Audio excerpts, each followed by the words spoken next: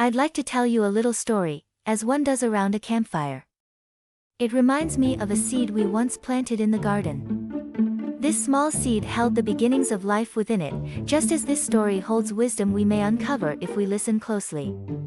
A few seasons ago, I read a passage in a book that surprised and delighted me, like spotting the first ripe tomato in the vegetable patch.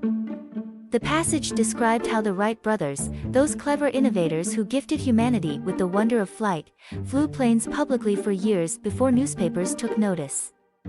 Isn't that just how life goes sometimes? We toil away quietly on our dreams before the world takes notice.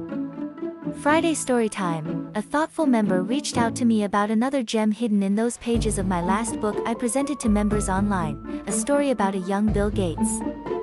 Now I am not a fan of old Bill, but hey, if I mention his name, most people know who I'm talking about. This eager reader wondered how I might unwrap the many layers of insight tucked away there, like a nesting doll, each one revealing a new meaning.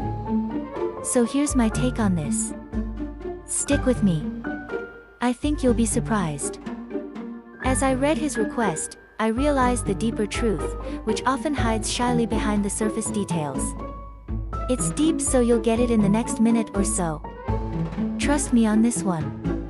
It's this truth: good memorable stories are like small gifts. When we find them, we ought not crack them open carelessly to grab at their contents. No way. Rather, I'd say do this.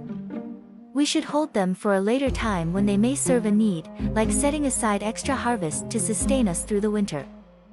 I am thinking of a squirrel right now and how these animals are so smart, they just do things like that automatically, even if they never attended squirrel college.